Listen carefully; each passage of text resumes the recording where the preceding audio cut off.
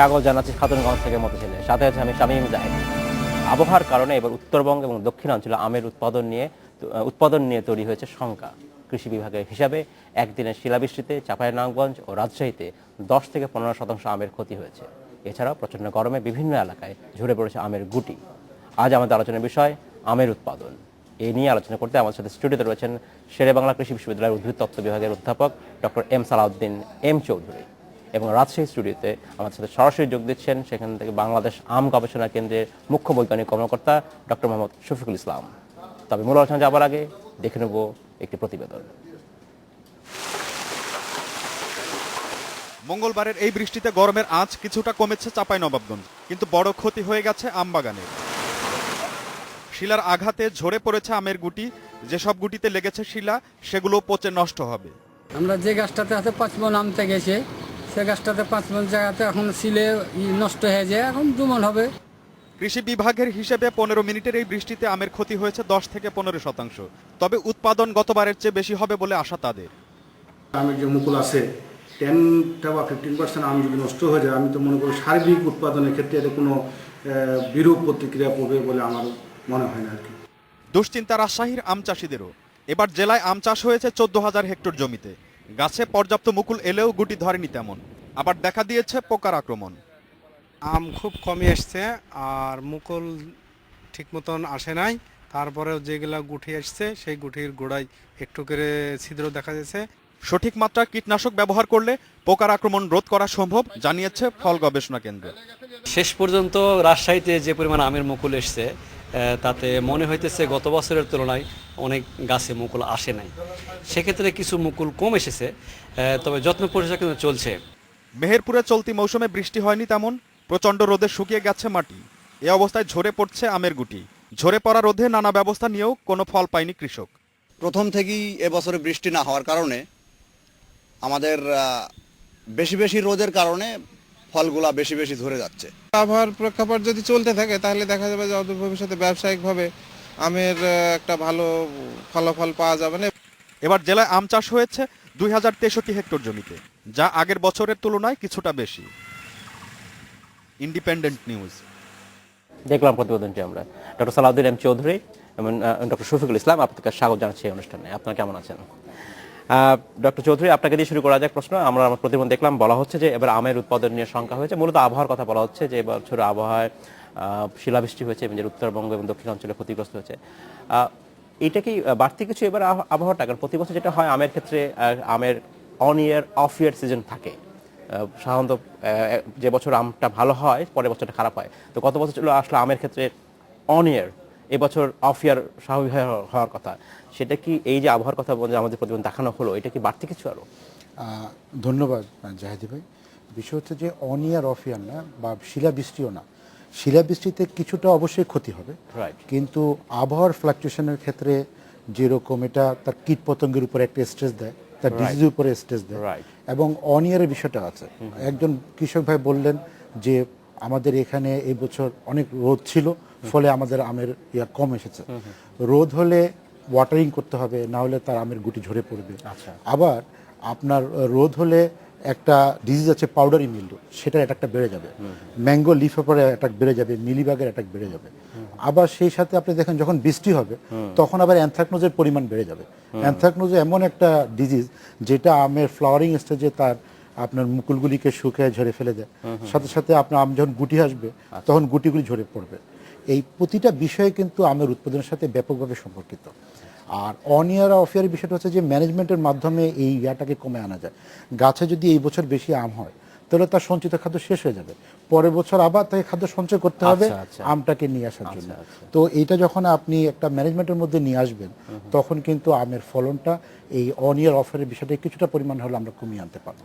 ধন্যবাদ ডক্টর চৌধুরী। আমি একটু রাজশাহী যাচ্ছি, সেখানে ডক্টর শফিকুল ইসলামের সাথে জানতে চাচ্ছি। ডক্টর ইসলাম, আপনার কাছে প্রশ্ন, এই বছরে আমের হাব আমরা বলি রাজশাহী বা চাঁপাইনবাবগঞ্জ এলাকায়, সেইখানে আবহাওয়ার কারণে আমের ক্ষতিগ্রস্ত হয়েছে বলা হচ্ছে। আমের ফলনটা আসলে কেমন হবে বলে মনে হচ্ছে আপনার কাছে এবার? ধন্যবাদ। আমের ফলন এবার কিছুটা সমস্যা হচ্ছে। আমের ফলন এবার সমস্যা হচ্ছে এই জন্যে যে দীর্ঘ খরা চলছে, খরাতে আম ঝরে যাচ্ছে, আমের আগার ছোট হয়ে যাচ্ছে, এবং অনেক সময় যদি খরা দীর্ঘায়িত হয় তবে আমের যে সংগ্রহকালের ব্যাপ্তি সেটা সংক্ষিপ্ত হওয়ার সম্ভাবনা থাকে। তো ইতিমধ্যে যে প্রাকৃতিক দুর্যোগ হয়েছে তাতে খুব বেশি একটা আমের ক্ষতি হওয়ার কারণ নেই, কারণ একটা শিলাবৃষ্টি হয়েছে এবং সেখানে উল্লেখ করা হয়েছে যে 10 থেকে 15 ভাগ ফসল ক্ষতি হয়েছে। এবং খরা যা চলছে, খরা যদি আমরা ম্যানেজ করতে পারি, দ্যাট মিন যদি সেচ প্রয়োগ করতে পারি এবং 15 দিন পরে পরে যদি আমরা সেচ দেই এবং সেই সেচটা যদি আমরা গাছের চারিদিকে আল বেঁধে দেই, তাইলে সেই পানিটা গাছ গ্রহণ করতে পারে। তাছাড়া আমরা যদি বিকালের পরে সন্ধ্যার আগে আগে যদি পর্যাপ্ত পানির ব্যবস্থা না থাকে, তখন যদি আমরা স্প্রে করে দেই, পানিটা স্প্রে করে দেই বিকালবেলায় বা সন্ধ্যার দিকে, তবুও কিন্তু আমের ফলন, বিশেষ করে আম জরা রোধ হবে, আমের ফাটা কমবে। ডক্টর ইসলাম, আপনাকে ধন্যবাদ। আপনি আমার সাথে থাকেন, আপনার কাছে আমি এখনই ফিরে আসবো, একটু পরে ফিরে আসবো। ডক্টর চৌধুরী, আমের কথা বলছিলেন, আপনি আমের প্রপার ম্যানেজমেন্টের কথা বলছেন। আপনি একটা শব্দ বললেন, মিলিবাগ অ্যাটাকের কথা বললেন। মিলিবাগ সাম্প্রতিক সময় আমরা নতুনভাবে শুনছি, যেটা বলা হচ্ছে যেটা আফ্রিকান একটি কীট পতঙ্গ, যেটা এসছে ব্যাগেজের মাধ্যমে, এবং যেটা এই মুহূর্তে বা আমাদের খুবই আলোচনার বিষয়। সো এই মিলিবাগ কি আগেও ছিল আপনি বলছেন? তাহলে মিলিবাগ অ্যাকচুয়ালি আমাদের দেশে আগে ছিল, কিন্তু যে স্পেসিসটা আমরা এখন দেখছি এটাকে বলা হচ্ছে জায়ান্ট মিলিবাগ। এটা জায়ান্ট মিলিবাগ, এবং অনেকে এটাকে আফ্রিকান মিলিবাগ বলছে, ম্যাঙ্গো মিলিবাগও এটাকে বলা হচ্ছে। এবং এইটা কোনো না কোনোভাবে আমাদের দেশে ইন্ট্রোডিউস হয়েছে, এবং কবে হয়েছে এটা নিয়ে আসলে ব্যাপক গবেষণার প্রয়োজন আছে। তবে আমাদের ইউনিভার্সিটিতে ডক্টর নূরমহল আক্তার বানু এবং প্রফেসর ডক্টর আব্দুল লতিফ, তারা জয়েন্টলি এটার উপরে পিএইচডি গবেষণা করেছেন, এবং তারা যেটা সাজেস্ট করেছে যে এই মিলিবাগটার বিস্তৃতি সারা দেশে আছে, মানে স্পেসিফিক 2-1টা রিজিয়ন বাদে, এবং এটা রাজশাহীতে কম, এটা কিন্তু ঠাকুরগাঁও বা অন্য জায়গাতে এটা বেশি আছে। কিন্তু এটা একটা মেজর থ্রেট কিন্তু, এবং যেহেতু এটা একটা খুব পটেনশিয়াল আপনার ইনসেক্ট, এটা কিন্তু একটা গভর্নমেন্টকে এখনই এটাকে নজর দিতে হবে যে যেন এটাকে কন্টেইন করা যায়, আদারওয়াইজ আমাদের দেশে জন্য একটা মেজর থ্রেট হবে। ধন্যবাদ ডক্টর চৌধুরী, আমি আপনার কাছে ফিরে আসবো আবার। ডক্টর ইসলাম, আপনার কাছে জানতে চাচ্ছি যে বাংলাদেশ আম গবেষণা কেন্দ্র, যেটা চাঁপাইনবাবগঞ্জে অবস্থিত, এইখানে আপনারা যেসব গবেষণা করছেন এর মধ্যে খরার কথা আসে, যে আমের সময় একটা খরা একটা প্রায় দেখা যায়। খরা সহিষ্ণু আম গাছ বা এই জাতীয় গবেষণার ক্ষেত্রে কি আপনারা কোনো কাজ করছেন? যে আমরা যে সকল কাজ করছি তার মধ্যে খরা সহিষ্ণু জাত উদ্ভাবন করা আমাদের একটি অন্যতম উদ্দেশ্য আর কি। তো আমরা আমাদের দেশে থেকে বিভিন্ন ধরনের সংগৃহীত আম জাতগুলো আছে, তার সংখ্যাধিক প্রায় 200-র অধিক, এবং বিদেশ থেকেও আমরা প্রায় 200-র অধিক জাত আমের জাত আছে। তারপরেও আমরা বিভিন্ন প্রদর্শনী হইতে প্রাপ্ত যে আমরা প্রদর্শনীর মাধ্যমে যে উন্নত বা ভালো জাতের আম পাই, সেগুলো পরবর্তীতে আমাদের ফার্মে রোপণ করি, এবং সেগুলি বাছাই পদ্ধতির মাধ্যমে যে আমটা খরা অবস্থায় বা প্রতিকূল অবস্থায় বা রোগবালাই প্রকোপ কম, এর এই ধরনের আর একটু বৈজ্ঞানিক যে গবেষণা যেটা প্রয়োজন হয় অন্য ফসলের ক্ষেত্রে আমরা যেটা দেখে থাকি, বলা হয় যে জিন বা জিনোম আবিষ্কারের কথা বলা হয়, এই জাতীয় আর একটু গভীরে গবেষণা কি আপনারা করছেন কিনা? না, আমরা ঠিক মলিকুলার লেভেলে গবেষণা এখন আমরা সেই পর্যায়ে নাই আমাদের গবেষণা কেন্দ্রে। তবে আমাদের কয়েকজন বিজ্ঞানী দেশে এবং বিদেশে এই বিষয়ে পিএইচডি গবেষণার কর্ম সমাপ্ত করেছেন, এবং ওনারা নতুন করে মানে মলিকুলার লেভেলে কাজ করার জন্য ওনারা কার্যক্রম হাতে নিয়েছেন। আচ্ছা, এর জন্য কি পর্যাপ্ত ফান্ড কি বাংলাদেশ আম গবেষণা কেন্দ্রে আছে? আচ্ছা, আমরা এই ব্যাপারে বাংলাদেশের বিভিন্ন সংস্থা, বিশেষ করে বিআরসির সহযোগিতা নিচ্ছি, এবং বাংলাদেশ কৃষি গবেষণা ইনস্টিটিউট থেকেও ফান্ড পাচ্ছি। তো আশা করছি যে ভবিষ্যতে আমাদের প্রয়োজনীয় গবেষণা উপকরণ, যন্ত্রপাতি এবং রাসায়নিক দ্রব্যাদি পাবো, এবং এ ব্যাপারে আমাদের দক্ষ জনশক্তি আছে। ডক্টর ইসলাম, আপনাকে ধন্যবাদ, আমি আপনার কাছে ফিরে আসবো আবার। ডক্টর চৌধুরী, আমরা কথা বলছিলাম যে আম গবেষণা, বাংলাদেশ আম গবেষণা কেন্দ্র একটি আমার জানা আমাদের চাঁপাইনবাবগঞ্জে অবস্থিত। আমাদের আসলে আম আর যে কোনো ফসল না, একটা বড় অর্থকরী ফসল আমরা ধরে রাখতে পারি, সেক্ষেত্রে আসলে এই আমের যে পিছনে যে গবেষণা প্রয়োজন, পর্যাপ্ত গবেষণা প্রয়োজন, সেটা কি আপনার কাছে মনে হয় যে এটা যথেষ্ট? ধন্যবাদ। বিষয় হচ্ছে যে গবেষণাটা যথেষ্ট বলা যাবে না, এই জন্য যে গবেষণার জন্য যে মলিকুলার লেভেলে গবেষণার জন্য যে ধরনের পর্যাপ্ত ফান্ড এবং এটা ফ্লো থাকা প্রয়োজন, স্ট্রিমিং থাকা প্রয়োজন, সেই ফ্লো অফ ফান্ডটা নাই। এবং এটা ছাড়া গবেষণাকে এগিয়ে নেওয়া যা ডিফিকাল্ট হবে। এখানে আরো একটা বিষয় বলি যে আম কিন্তু একটা অর্থকরী ফসল, পাশাপাশি এটা একটা চুজিনেস আছে। কেউ হিমসাগর পছন্দ করে, কেউ ফজলি পছন্দ করে। আপনি হয়তো একটা স্ট্রেস টলারেন্ট একটা ভ্যারাইটি আনলেন, কিন্তু এটা হয়তো পাবলিকলি অতটুকু ভালো নেওয়া পেতে পারে। ধন্যবাদ চৌধুরী, আমি আপনাকে ফিরে আসবো। আমাদের সময় হচ্ছে বিরতিতে যাওয়ার, সময় হলো একটি বিরতিতে যাওয়ার। ফিরছি শীঘ্রই, সাথেই থাকবেন।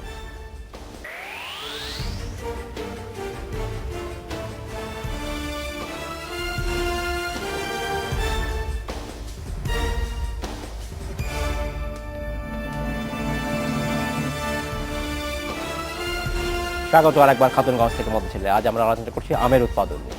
এই নিয়ে আলোচনা করতে আমার সাথে স্টুডিওতে রয়েছেন শেরেবাংলা কৃষি বিশ্ববিদ্যালয়ের উদ্ভিদ তত্ত্ব বিভাগের অধ্যাপক doctor M Salahuddin M Chowdhury এবং বাংলাদেশ আম গবেষণা কেন্দ্রের মুখ্য বৈজ্ঞানিক কর্মকর্তা ডক্টর মোহাম্মদ শফিকুল ইসলাম, যিনি আমাদের রাজশাহী স্টুডিও থেকে যোগ দিয়েছেন। ডক্টর ইসলাম এবং ডক্টর চৌধুরী, আপনাকে স্বাগত জানাচ্ছি অনুষ্ঠানে আরেকবার। ডক্টর চৌধুরী, এবারে আপনাকে জানতে চাচ্ছি যে এখন আমের এখন একটা উৎপাদন পর্যায়ে রয়েছে, আমের মুকুল ধরেছে, এরপরে হয়তো আমটা বড় হবে, তারপরে এটাকে হারভেস্ট করা হবে। এই যে এই বর্তমান অবস্থায় আসলে আমের উৎপাদন বৃদ্ধির জন্য চ্যালেঞ্জটা কি আসলে? আমের এখন যে পর্যায়ে আছে এটা কিন্তু একটা মিডল পর্যায়ে আসছে, কারণ মুকুল থেকে এখন এটা ফ্রুট ইনিশিয়েশন হয়ে গেছে, ফ্রুট সেটিং হয়ে গেছে এবং ফ্রুটটা একটা ডেভেলপ করে যাচ্ছে। কিন্তু এইটার কিন্তু ম্যানেজমেন্টটা শুরু হওয়া উচিত ছিল আরেকটু আগে থেকে, যখন আপনার সারা বছরই কিন্তু একটা ম্যানেজমেন্ট লাগে তার। যাক, এখন যে পর্যায়ে আছে এখন কিন্তু তার মেজর থ্রেটের ভিতরে আপনার ম্যাঙ্গো হপার একটা মেজর থ্রেট, মিলিবাগ একটা মেজর থ্রেট। কারণ কি, সেটা আমের যেখানে ডিস্টাল এন্ড আছে, যেখানে আমটা ধরে আছে ইয়াতে, সেখান থেকে সে রসটা চুষে খাবে। যখনই সে রসটা চুষে খাবে তখন কিন্তু আমটা প্রপারলি ডেভেলপ করবে না। আবার এখন যদি তাকে যদি আপনি যদি অ্যানথ্রাকোজ ডিজিজ হয়, তাতেও কিন্তু আমটা ঝরে পড়বে, ফুড সেটিংটা ঝরে পড়বে আমটা। এখন আপনি ম্যানেজমেন্টের ক্ষেত্রে মিলিবাগের গায়ের উপরে একটা ওয়াক্স কোটিং আছে, আপনি যতই এখন ইনসেক্টিসাইড দেন, এটা কিন্তু এখন তাকে আপনি ম্যানেজ করা খুব ডিফিকাল্ট হবে। তো এই বিষয়গুলি কিন্তু আগে থেকে শুরু করতে হবে, এবং শুরু করলেই তখন মাত্র আপনি প্রোডাকশন লেভেলটাকে একটা হায়ার লেভেলে নিয়ে যেতে পারবেন। ধন্যবাদ ডক্টর চৌধুরী। আমরা একটু রাজশাহী যাচ্ছি ডক্টর ইসলামের সাথে কথা বলছি। ডক্টর ইসলাম, এবারে রাজশাহী অঞ্চলে যেটা বলা হচ্ছে যে উৎপাদন পর্যায়ে যে অবস্থা, আমের মুকুল এসেছে এবং এখন যে কৃষকদের ম্যানেজমেন্টের কথা বলা হয়, উৎপাদন ম্যানেজমেন্টের, সেটার অবস্থা কি এখন? আচ্ছা, এখন আমের যে সমস্যাটা আসতে পারে তা হচ্ছে আমে ফ্রুট বরার নামে একটি পোকার উপদ্রব হতে পারে, পরবর্তীতে ফ্রুট ফ্লাই নামে একটা পোকার উপদ্রব হতে পারে। এই দুইটা পোকার সমস্যা করতে পারে। তবে যদি আমরা যথাযথভাবে পোকা দমন ব্যবস্থা নেওয়া যায়, তাহলে আমরা পোকার প্রকোপ থেকে আমাদের ফসলকে রক্ষা করতে পারবো এবং আমরা কাঙ্ক্ষিত ফলন পাবো। পাশাপাশি আরেকটা রোগের সম্ভাবনা থাকে, সেটা হচ্ছে আমের অ্যানথ্রাকনোজ রোগ। সেটার জন্য আমরা যদি ছত্রাকনাশক ব্যবহার করি, তাহলে সেই রোগ থেকে পরিত্রাণ পাবো। আচ্ছা, ডক্টর ইসলাম, আপনার কাছে আরেকটা বিষয় জানতে চাচ্ছি, যেহেতু আপনাকে আমরা পেয়েছি এখানে, এই মুহূর্তে কি আপনি আমাদেরকে জানাবেন বাংলাদেশ আম গবেষণা কেন্দ্রের উদ্ভাবিত বা নতুন কোনো জাত আছে কিনা যেটা বাজারে আসবে, যেটার অন্য প্রচলিত জাত থেকে ডিফারেন্ট, আলাদা, এমন কিছু আছে? আমরা বাংলাদেশ কৃষি গবেষণার আওতায় আম গবেষণা কেন্দ্র, ইতিমধ্যে বাংলাদেশ কৃষি গবেষণা প্রতিষ্ঠান থেকে 10টি আমের জাত উদ্ভাবিত হয়েছে। তার মধ্যে 8টি আম জাতের হচ্ছে আম গবেষণা কেন্দ্র থেকে, এবং বাংলাদেশ আম গবেষণা কেন্দ্র থেকে, আম গবেষণা ইনস্টিটিউট থেকে ইতিমধ্যে আমরা একটা হাইব্রিড জাত উদ্ভাবন করেছি, যার ফলন অনেক বেশি এবং প্রতি বছর নিয়মিত ফল দেয়, এবং এটা জাতটা নাবি জাত, অর্থাৎ বিলম্বে পাকে, এবং এই জাতের রংটা অত্যন্ত আকর্ষণীয়, যা আমরা বিদেশে রপ্তানি করতে পারবো। এগুলো কি এখন কমার্শিয়াল ভাবে এখন কৃষকদের মাঝে দেওয়া হয়েছে? কমার্শিয়াল প্রোডাকশনে গেছে এগুলো? যে কমার্শিয়াল ভাবে বাড়ি আম 4 অর্থাৎ হাইব্রিড আম যেটা, সেটা কৃষকদের মাঝে দেওয়া হচ্ছে এবং আমরা প্রতি বছর কয়েক হাজার চারা কৃষকদের মাঝে দিতেছি এবং বাংলাদেশের বিভিন্ন জেলায় বিভিন্ন হর্টিকালচার নার্সারিতে অলরেডিতে আমরা চারাগুলো এই চারা প্রেরণ করেছি আর কি। ডক্টর ইসলাম, আপনাকে ধন্যবাদ। আপনি আমাদের সাথে থাকুন, আপনার কাছে আমরা আবার ফিরে যাব। ডক্টর চৌধুরী, আমরা কথা বলছিলাম যে আমের উৎপাদন পর্যায়ে আপনার সাথে। এরপরে যদি আমরা একটু লং টার্মে চিন্তা করি, আমি বলছিলাম আপনাকে যে আম আমরা আসলে সাধারণ ফসল না, এখন একটা অর্থকরী ফসল। এই যে একটা বিরাট অর্থনীতি আমকে কেন্দ্র করে এখন যেটা হয় যে আম একটা পচনশীল পণ্য, এইখানে এর পরবর্তী স্টেজগুলো কি, মানে যদি কি ইমপ্রুভমেন্ট আসা উচিত, যেহেতু আপনি আম নিয়ে গবেষণা করেন, সরাসরি এটা নয়, সেক্ষেত্রে যে ক্ষেত্রে কৃষকরা আসলে লাভবান হতে পারে, সেক্ষেত্রে কোন দিকে আসলে আমাদের নজর দেওয়া উচিত? অনেক ধন্যবাদ। একটা ওনারা যে জাতগুলি উদ্ভাবন করছেন এটা অত্যন্ত আশাপ্রদ, যে আপনার প্রেজেন্ট নিডকে কেন্দ্র করে, যেমন একটা নাবি ফসলের জাত কথা বললেন, এগুলি আশাপ্রদ জিনিস যেগুলি আসছে। আম যেগুলি আসছে, যে মার্কেটে যে জাতগুলি আসছে, এগুলি ম্যানেজমেন্ট হচ্ছে মূল। কারণ উৎপাদন পর্যায়ে দেখা যাবে যে কিছুদিন পর পর এই রোগের প্রকোপের একটা অবস্থান আসবে, এর উপরে কীটপতঙ্গের একটা অবস্থান আসবে।